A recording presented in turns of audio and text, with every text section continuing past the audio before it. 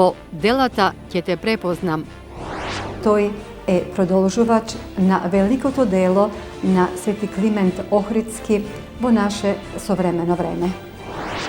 Отец Јован Таковски.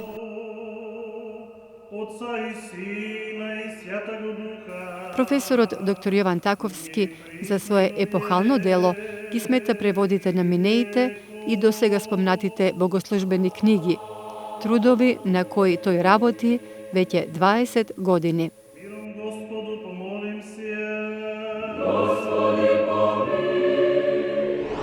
Преку светата тајна крштение добиваме прошка и на првородниот грев и на личните гревови, ако сме возрасти.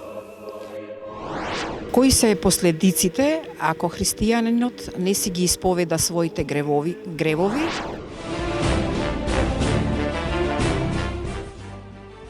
Кој е се одговорен ако, например, жената абортира, но мажот ја наговорил на тоа, а пријателката не е дала совет тоа да не го прави? Сите оние кои ја поттикнуваат или ја убедуваат или ја терат на тоа, го носат гревот. Дали верникот кој се исповеда за некој грев и после исповедот повторно си продолжува со истиот грев, дали му се прости? Дали пушењето е грев? Светите отци него го третираат како грев. Грев на убиство, на самоубиство и на убиство. На богослужбите на Светиот Јован Кроштатски доаѓале некогаш и до 10.000 луѓе. Благослови, Владико.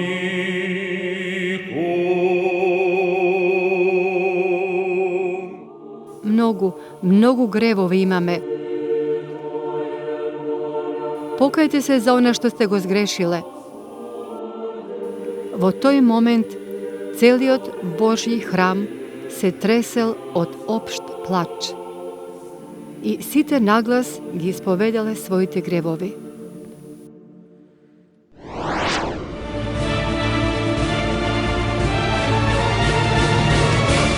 По делата ќе те препознам.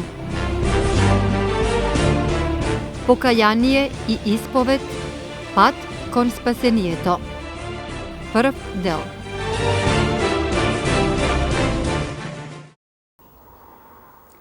Драги гледачи, времето на постот е време на покаяние и исповед на човекот пред Бога.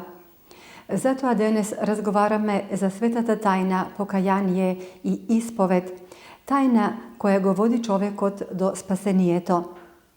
За оваа мощна значајна духовна проблематика денес разговараме со еден од најголемите познавачи на оваа тема, кој е истовремено и доктор на науки, и професор, и богослов, и протоереј, и неуморен преведувач на црковната литература во Македонската православна црква.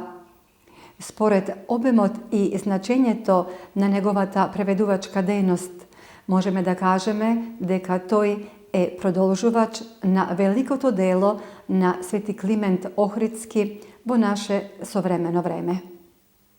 Отец Јован Таковски. Благословено царство Отца и Сина и Святаго Духа, ниње и присно и во веки веков.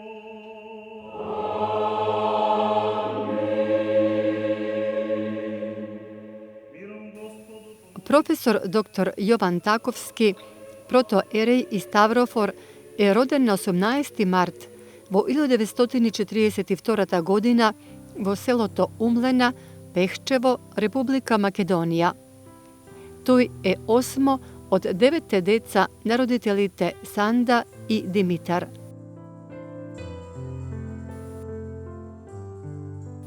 Основно училиште завршува во родното место и во Пехчево. Матурира на православна 5-годишна богословија во Призрен. Во 1967 година дипломира на Православен богословски факултет во Белград.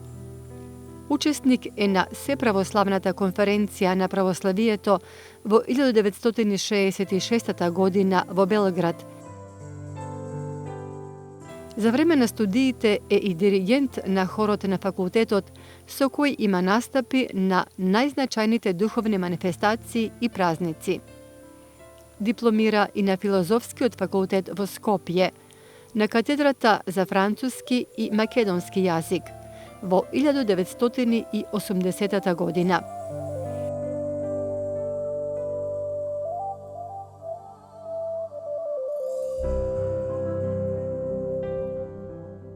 Професорот Таковски студира постдипломски студии во Париз, на прочуениот Виши пастирско-катихетски институт. Неговата докторска теза, која е под менторство на академик Петар Илиевски, е со наслов «Просвештението во теологијата на светиот Климент Охридски». Истата ја одбранува на Богословскиот факултет во Скопје во 1999 година.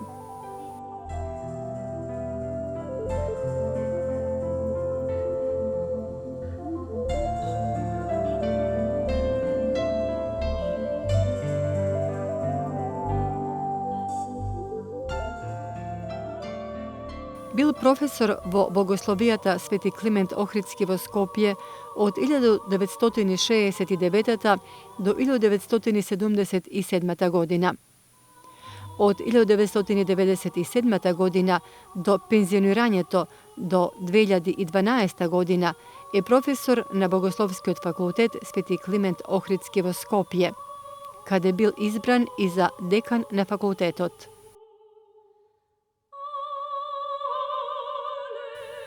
Како одличен познавач на црковното пеење, неуморно е ангажиран и цели 15 години го води хорот во црквата Света Петка во Скопје, како и хоровите во средната богословија и на Богословскиот факултет во Скопје. Бил визитинг професор во Австралија на Мелбурнскиот институт за православни христијански студии при Универзитетот во Мелбурн во 2006 година. Во 1973 година бил ракоположен за дјакон, а во 1993 година е ракоположен за свештеник.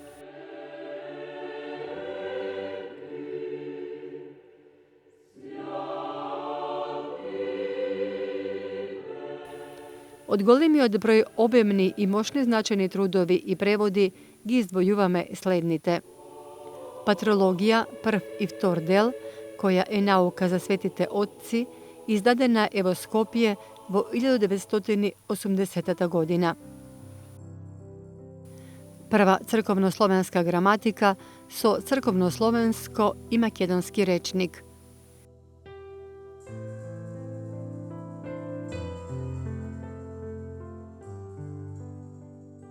Терминологија од областа на теологијата, издадена од Македонска академија на науките и уметностите. Извонредниот докторски труд, посветен на обожувањето и просветлението на човекот според Свети Климент Охридски, Просвештението во теологијата на Свети Климент Охридски, издаден во Скопје во 2006 година на македонски и на англиски јазик. Негов труд е и македонската житина литература од 9 до 18 век, како и бројни статии во разни списанија.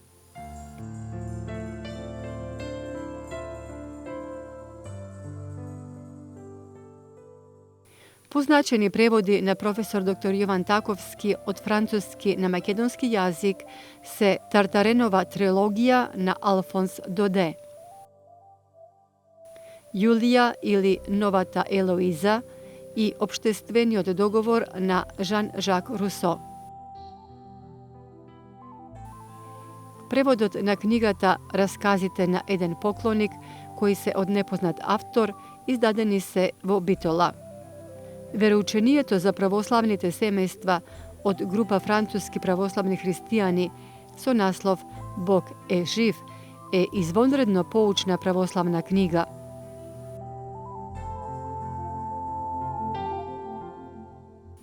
Врвот на теологијата, преводот на Мистичната теологија на црквата од Исток на Владимир Лоски, професорот Таковски го преведува и издава во Скопје во 1991 година.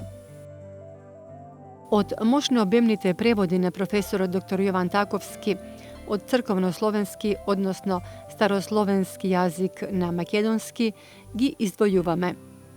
Посен триот, црковна книга посветена на молитвословија и богослужби за седмиците на подготвителниот пост и на самиот пост пред Велик ден, Светата Четириесетница и Страдалната седмица, односно посветена на смислата и тајната на страданијата Христови на крстот.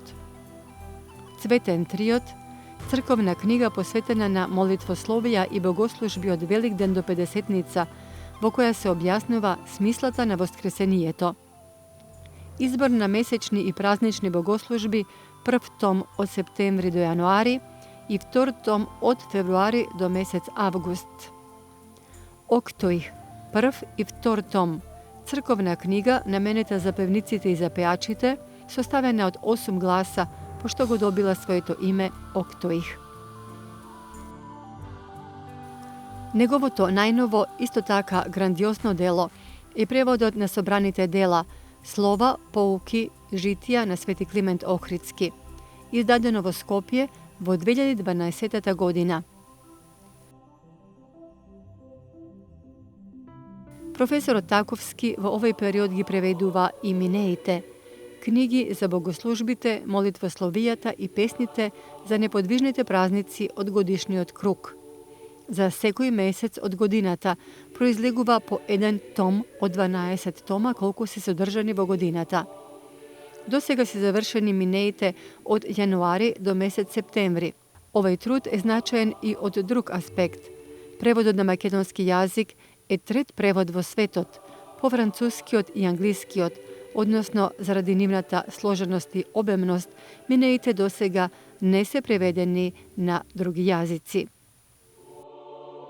Професорот доктор Јован Таковски за свое епохално дело ги смета преводите на минеите и до сега спомнатите богослужбени книги, трудови на кои тој работи веќе 20 години. Според своето значение и обем, преведувачката дејност на доктор Јован Таковски се смета за продолжение на великото дело на Свети Климент Охридски во нашето современо време. Отец Таковски живее со своето семејство во Скопје, со сопругата Марија, семејствата на синот Спасе и ќерката Билјана и внуците Марија, Каја, Јован, Симона и Матеј.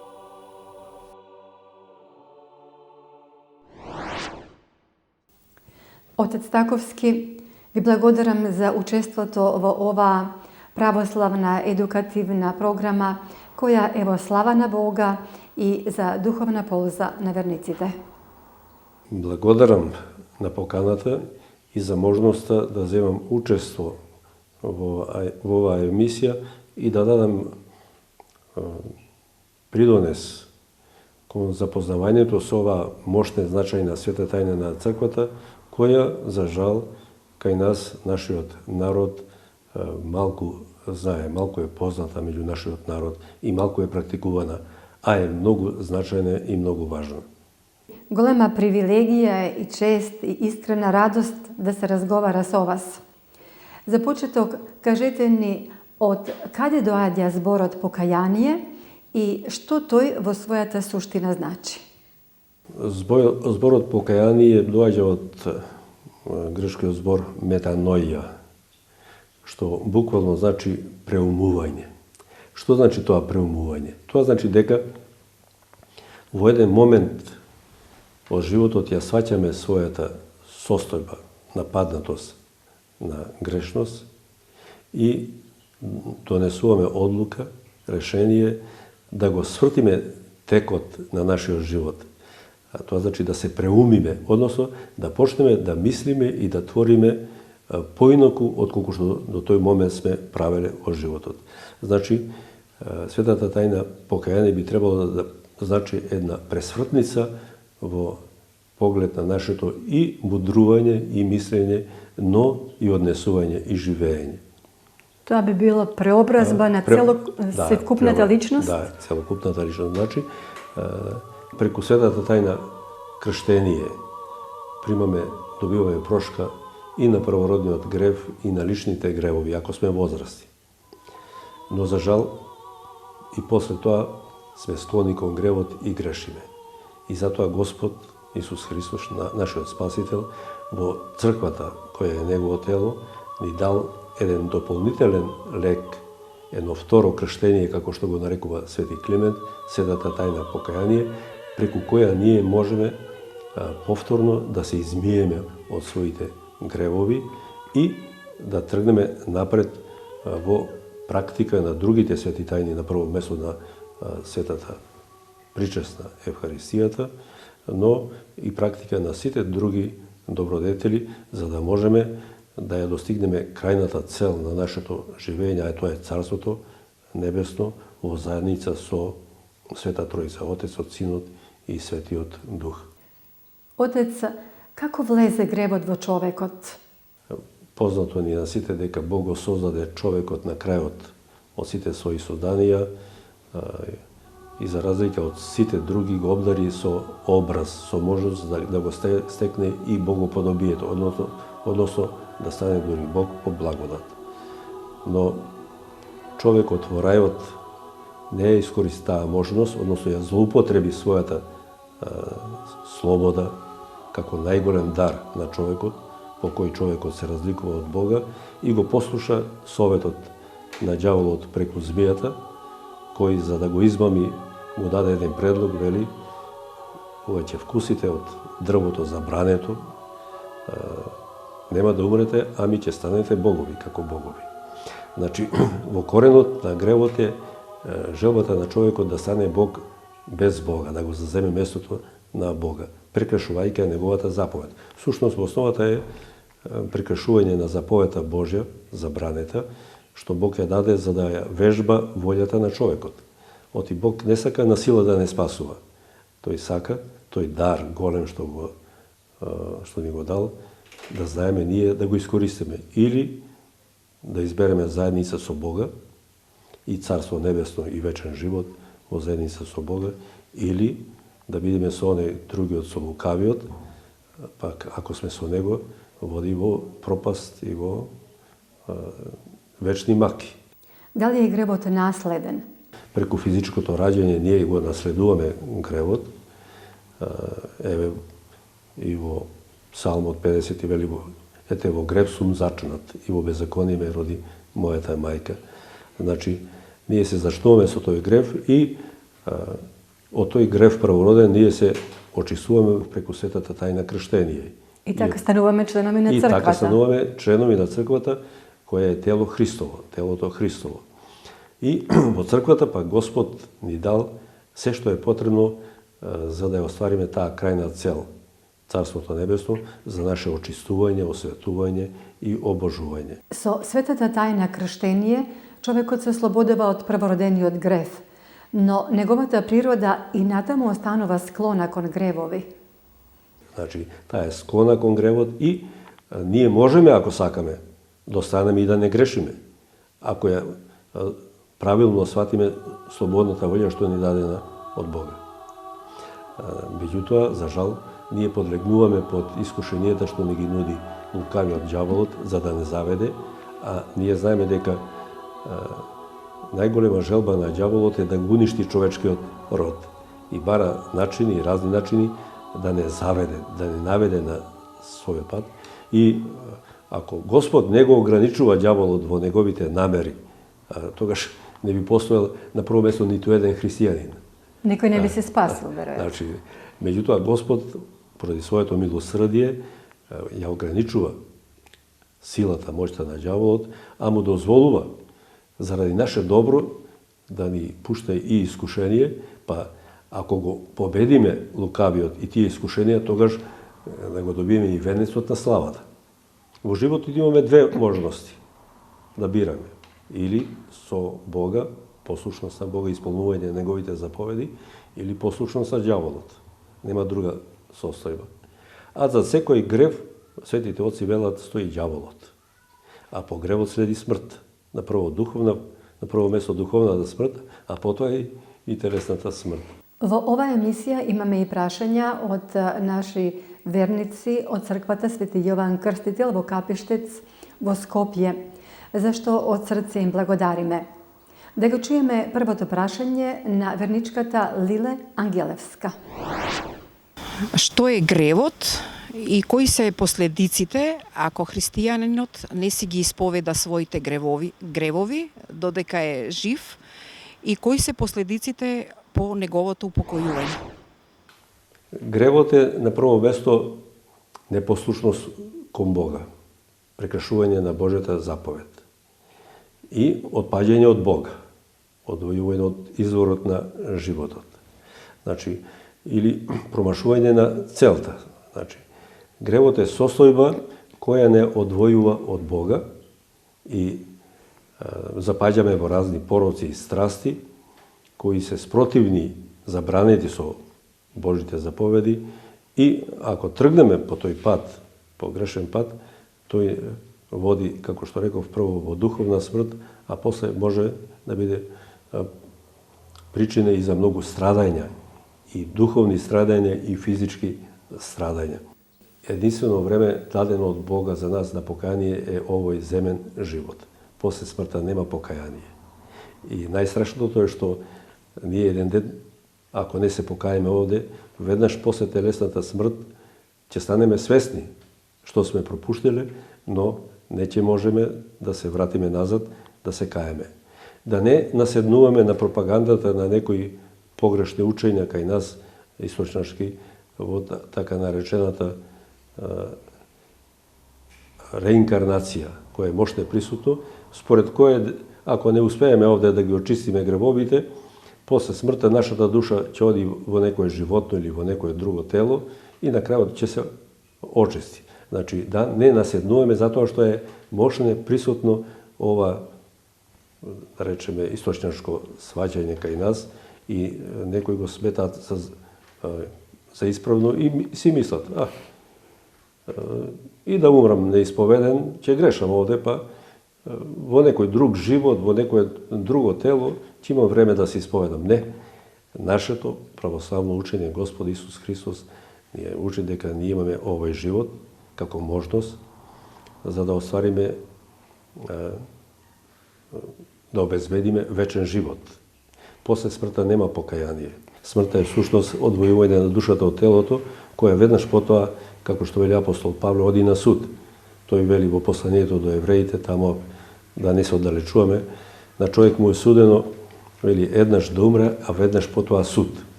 Дали на верникот кој се исповеда, гревовите Господ, така поедноставно да кажеме, ги брише?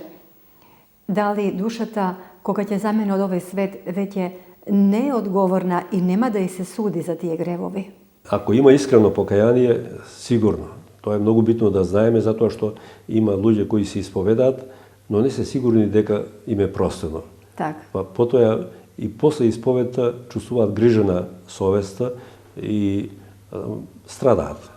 Значи, ако има искрено покаяние, тогаш Господ е милостив и ги брише гревовите. Освен ако не се случи после исповедта да продолжи истите работи да ги прави пак. Значи, а вистинското покаяние, ако не е искрено и целосно, нема вредност. Не вреди вие сега да дојдете пред свештеник да му речете сгрешив, оче, се кајам, свештеникот, ако ви даде разрешна молитва, утре да продолжите пак со истите греви. Видите, секој грев носи немир. Некој пат луѓето не се ни свесни дека е тоа поради гревот, тоа што ги снаоѓа во животот.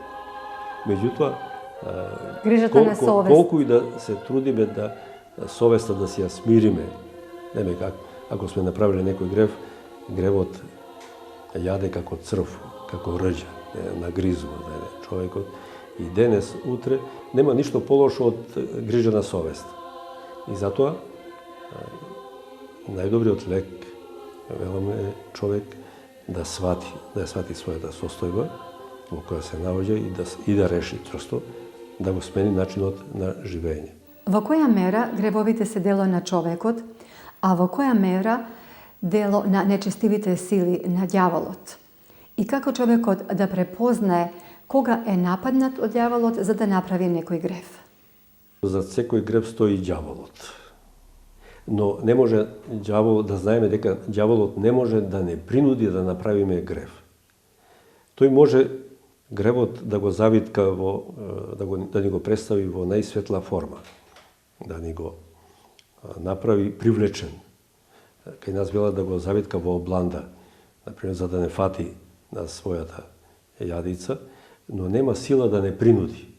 Значи, човекот сам избира дали ќе го прифати советот на ѓаволот или ќе сгреши или ќе го одбие тој совет. Значи, ѓаволот нема власт да не принуди на гревот. Човекот сосема свесно сам прифаќа и го прави гревот. И нема тука оправдување, да речеме. А како ќе препознаеме?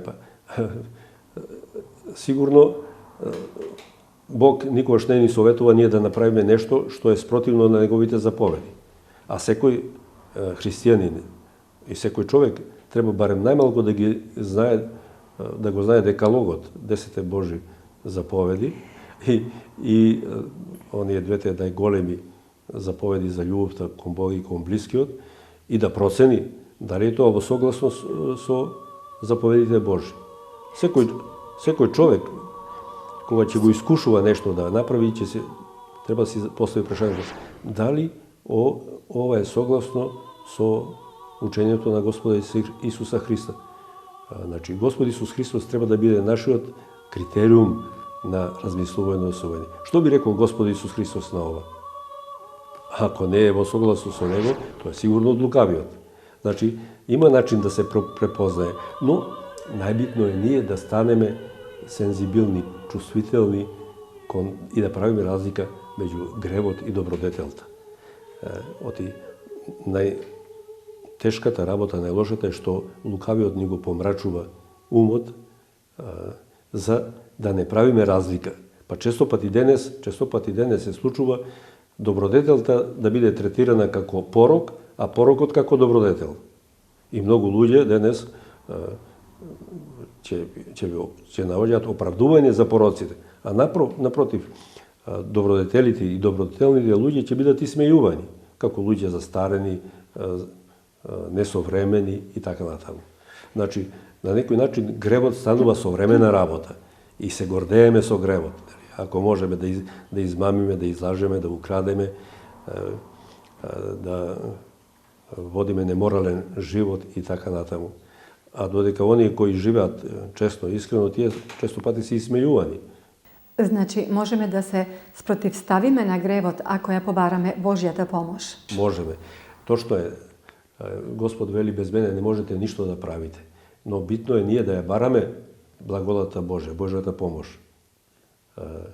Господ во животот ни помага често пати и кога ние не очекуваме, наоѓа начини. Меѓутоа, не треба ние да чекаме Господ да не опоменува, ами ние да се трудиме прво, а ако ние малку нешто сториме, Божјата благодат се излива изобилно и го прави довршува она што ние сме го започнале да го... Што не можеме со своите сили. И да ја твориме волјата Божја, како што читаме постојано во Оче наш. Оче, да биде волјата Твоја, како на небото, така и на земјата. И заедно со апостолот и ние да се ми е дозволено, но не ми е се од полза, вели апостол Павле. Се ми е дозволено, но нема да дозволам ништо да овладее со мене, никаков порок да овладее со мене. Значи, прашањето е изборот наш, нашата слободна волја. Можеме се, како што вели апостол, се можам во Христа Исуса кој ми дава сила и моќ ми дава.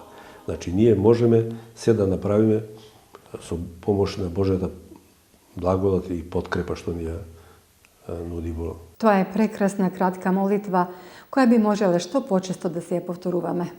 Значи, можеме да направиме работи што нормално ние не би можеле да ги направиме. И не сме свесни до каде може човек да оди во своето усовршување духовно, со помош на Божјата благодат, Божите енергии и со практика на добродетелите. Дали со исповедта, покаянието и причеста, со исцелувањето на душата, истовремено се исцелува и телото? Од моето искуство имам и примери кај што луѓе се ослободили и од физичките проблеми што ги имале. Јас на места некои случаи се познати и биле видливи, па луѓето ги виделе после тоа. Еве, може да приведам еден пример. Пред 20 години бев испратен во мисија во едно надвор од овде, меѓу нашите, и беше Божичен пост, почеток на Божичниот пост, и јас ги подсетив сите кои сакаат да се причестат во текот на постот и за Божи, да најдат сили и време и можност да се исповедат. И некои послушаа. Меѓу нив дојде и една постара жена на исповед, и таа ми го кажа прво она што ја измачува совест. Меѓутоа таа дојде со куца со едната нога. Имаше проблем со одењето, се сеќавам. И после исповедта си замина и после повторно појдов таму за Великден и ја видов и неа меѓу најстарите женови, како на службата скоро 3 сати великденска издржа. И јас после службата ја прашав како издржа сестро на една нога толку време, оти знаев дека имаше проблем со ногата. Вика отец, вика, јас не стоев на една нога. Вика, видите, јас на 2 нозе. Како тоа, велам? А претходно таа беше минала по многу лекари и операции. Се сеќавате ли кога бев кај вас на исповед? Да, велам. Кога си заминав, од кај вас се случи чудо. Направи свадба за својот син и таа играше како девојка, иако имаше 60 нагоре години. Значи, секој човек паралелно со исцелувањето од медицински аспект да размисли и за своите евентуални гревови и преку светата тајна покаяние и исповед да исцели душата, за да се исцели и телото побргу. Значи, ногата и била фатена поради гревот што го имала. Се ослободила од гревот и ногата се отпуштила.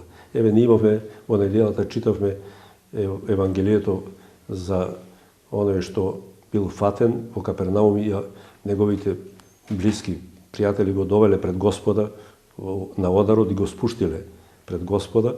И Господ му рекол, ти се проштеваат гревовите, за да знаете дека Синот човечки има власт да опростува гревови, еве, велам, ти се проштеваат гревовите, стани и фатениот стана и си замина. И го фалеше Господа. Значи, во случајов причината за гревот, за тоа што тој бил фатен, што не можел да оди, бил гревот. Се ослободил од гревот и тој проводил. Покаянието е цврста намера да го оставиме гревовниот живот и да се помириме со Бога, со нашата совест, со ближните. Но што кога има и поинакви случаи? Да го чуеме наредното прашање на верничката Софија Спасовска. Дали верникот кој се исповеда за некој грев и после исповедот повторно си продолжува со истиот грев, дали му се простува?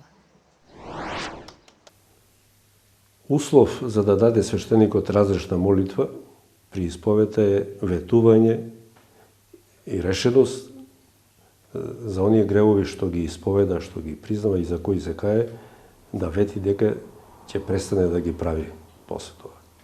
Тоа значи дека ако тој се исповеда за пушење, за, да речеме, за пијанчење, за блудничење и така натаму, и ако продолжи тоа, значи не вреди исповед.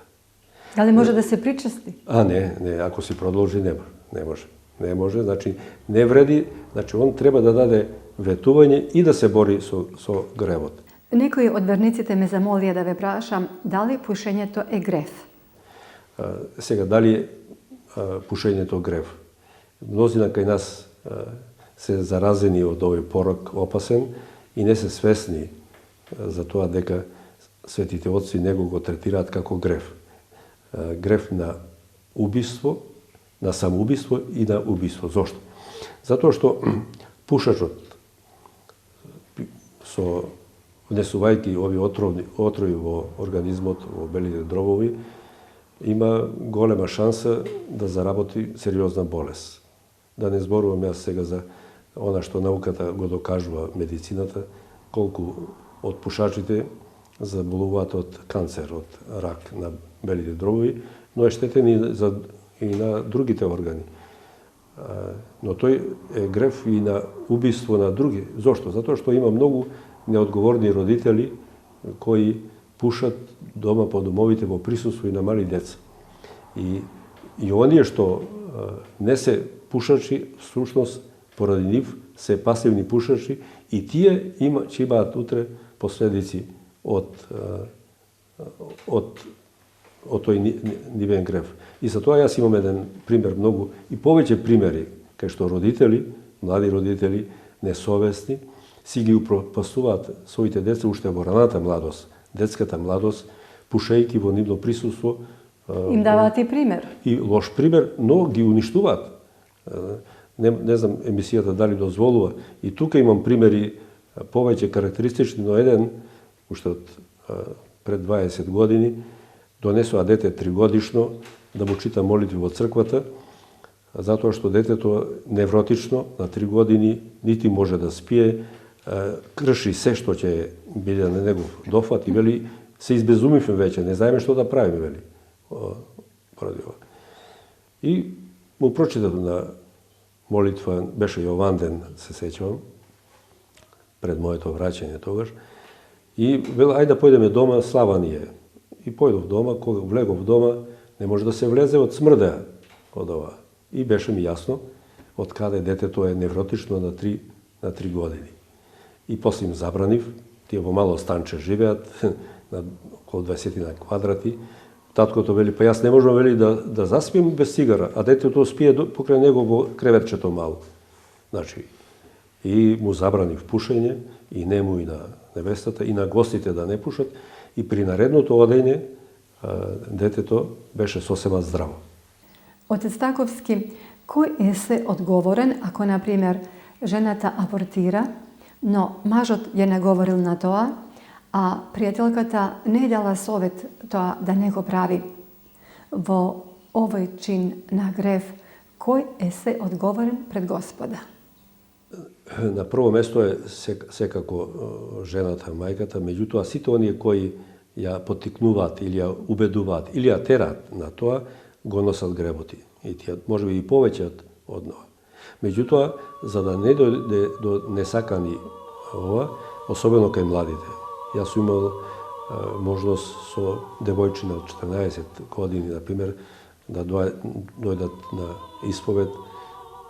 Отец така и така вика, принц, имав дечко, направивме беља, бремена сум, не смеам да кажам на родителите, принцот ме остави мој, кога дозна дека ова, не можем ни да го видам веќе, сега што да правам, кај да одам?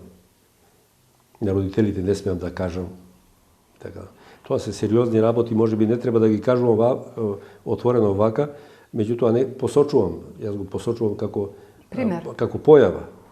Замислете сега едно девојче на 14 години да почне својот животен пат со абортус. Може и после ќе се покае, нема веќе да прави, ама веќе може да биде онеспособено понатаму за мајчинство и така натаму. И целата личност е веќе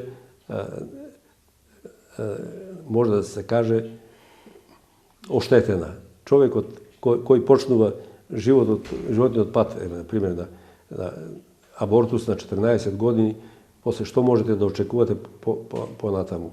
И затоа мислам дека ова емисија би требало да помогне и на родителите, и на младите, и на други кои евентуално под услов да ја гледаат, да водат сметка и родителите, и младите луѓе. Оти гревот е сладок во моментот кога се прави, ама последиците се многу горчиви од гревот.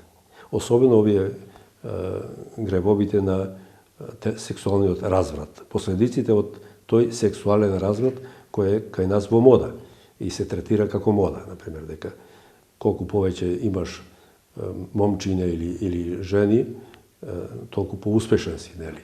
So тоа се фалат маѓите. Меѓутоа, после последиците се ужасни. Човекот може да погреши и со мислите. Како да се однесува човекот кога има гревовни мисли? Покрај гревови кои ги правиме практично, постојат и гревови во мислите. Затоа што гревот прво се раѓа во мислите, па потоа ние го спроведуваме. Значи, гревот го планираме ние во главата, во мозокот, во мислите и потоа го правиме. Затоа нашата духовна пракса препорачува ние гревовите да ги веќе анулираме, да ги спречуваме додека се во мислите, да не им дозволиме од мисли да преминат на дела. И да се трудиме, кога ќе не нападне лукавиот со лоши мисли, да најдеме начин да не ги развиваме мислите своји во својата имагинација, во својата глава, ами да ги отстраниме, а има Господ дава средства, молитвата или занимавање со некоја полезна работа или друга. Важно да не дозволиме да се задржиме долго време на некој грев во мислите, планирајќи го и така натаму, ами да го отстраниме што можеме поскоро. Да го промениме текот на мислите најдобро. Или текот на мислите можеме да го промениме. Потоа има мисли и со зборови. Значи, не само односно гревови има со зборови. Навреди, псовки, хули и така натаму. Значи, и тоа се гревови. Господ вели дека ќе дадеме одговор за секој празен збор. И затоа вели вашиот збор да биде да, не, што е од повеќе, значи од лукавиот е. И затоа ние треба да ги контролираме и мислите, но и зборовите. Можеме ли да се исповедаме без да постиме кога ни е тешко на душата? Вака, сега кога е во период на пост, например сега Велиденскиот пост, веќе сме во пост. Меѓутоа, ако некој сака да се исповеда надвор од постите, може свештеник да му наложи претходно, ако се договорат, определен период на пост. Тоа може да биде недела, 2 дена, може и 1 ден, а може и без тоа, ако е итно. Има случаи кога свештеникот е повикан да појде дома на исповед, некој е пред смрт, например. Отец Таковски, да се навратиме на покаянието во Старозаветната црква. Кои се примери од тоа време, од Стариот Завет, и како изгледало покаянието на старозаветниот човек? Во Стариот Завет покаянието уште не било издигнато на света тајна, но имаме примери и на лично покаяние индивидуално и на покаяние на општо. Типичен, карактеристичен пример на индивидуално покаяние ни е царот Давид, кој изгрешил со жената на еден свој војвода, но потоа кога пророк Натан го прекорил, тој се покајал за својот грев. Детето од жената на неговиот војвода Вицавеја починало, значи, но тој добил прошка. И како плод на тоа покаяние на царот Давид, тој ги напишал и псалмите во Стариот Завет, посебно оној 50-тиот псалм, наречен покајнички псалм, што е добро секој православен, секој христијанин, особено православен, да го знае на памет и да си го повторува тој покајан псалм. Но имаме ние грешења и примери на кога цел народ грешал. Например, еврејскиот народ избран од Бога, кога отпаѓал од Бога, Бог го предавал во робство. Кога ќе се покајале, тие се враќале, ги враќал назад. Имаме примери кога градови кои биле грешеле масовно како Ниневија, Господ го испратил пророкот Јона да ги опомене ниневјаните поради нивниот грев и тие послушале. Значи, покајанието било придружено и со пост, со посипање со пепел и така натаму, но и на животните им наложиле пост. И Господ се смилувал и не го уништил градот Ниневија. Тоа е познато со пророк Јона. Како изгледала покајната дисциплина во Старата црква? Сега, во почетокот исповета била јавна, се до моментот кога луѓето почнале да ја злоупотребуваат јавната исповед во личните комуникации, затоа што луѓето пред исповета викале јас убив, јас направив прељуба, јас блудствував, јас направив тоа и тоа, украдов и така натаму, и оние што слушале, ако се, утре може тоа да го злоупотребува. И затоа црквата уште во раниот период вовела индивидуалната исповед, за да може човекот слободно да ги каже своите маки, своите гревови пред свештеникот, со гаранција дека во исповета присутен само Господ третиот, значи свештеникот, исповедникот, и свештеникот не смее по цена на живот да предаде она што му е кажано во исповед на свештеникот или на епископот. И покрај тоа што не постои јавна исповед во Новозаветната црква, имаме случаи на јавна исповед во Руската православна црква во 19. век пред великиот свети Јован Кронштадтски, од која се гледа дека колку е љубовта кон Бога поголема, толку е и посилно покаянието и исповетта и го води човекот право во Божето царство небесно. На богослужбите на светиот Јован Кронштадтски доаѓале некогаш и до 10.000 луѓе и било неможно тој поединечно да ги исповедува. Еве како изгледала таа јавна исповед пред овој велик светител, писател, свештеник, кој богослужал секој ден цели 53 години, кој бил вероучител 32 години, изградил дом во близината на Петроград и направил многу богоугодни дела пред Господа. Отецот Јован Кронштадтски излегувал од олтарот и започнувал со поуката: Грешници и грешнички, подобни на мене, знаете ли дека се каете не пред мене, туку пред Господа, кој невидливо присуствува тука? Телото и крвта негови во овој момент се наоѓаат на светиот престол. После тоа ги читал покајните молитви. Молитвите ги толкувал толку едноставно и разбирливо, со многу љубов, секој да ги разбере. Во толпата се слушале воздишки и започнувале првите солзи и молби. Бачушка, прости, бачушка, помилувај, сите ние сме грешни, помоли се за нас. По втората молитва веќе сите плачеле и викале по него, а отецот грмел со зборовите: Ако човекот искрено, скрушено се покае, Бог му ги проштева гревовите, но ако човек не се кае искрено, од срце, нема да му се прости.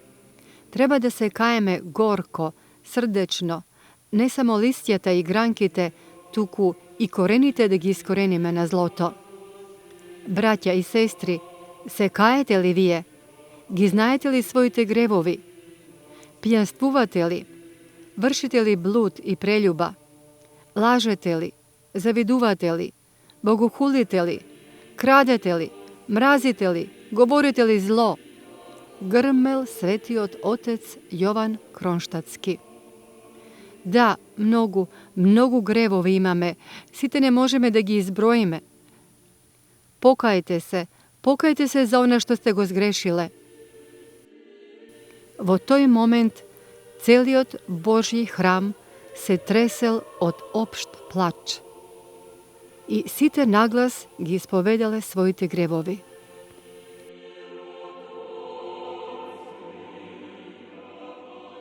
А великиот свети Јован Кронштадтски плачел заедно со нив. Светиот Отец ги соединувал своите солзи со солзите на народот, со солзите на селаните, на работниците, на трговците, на благородниците, со солзите на сиромасите, со солзите на богатите, со сите.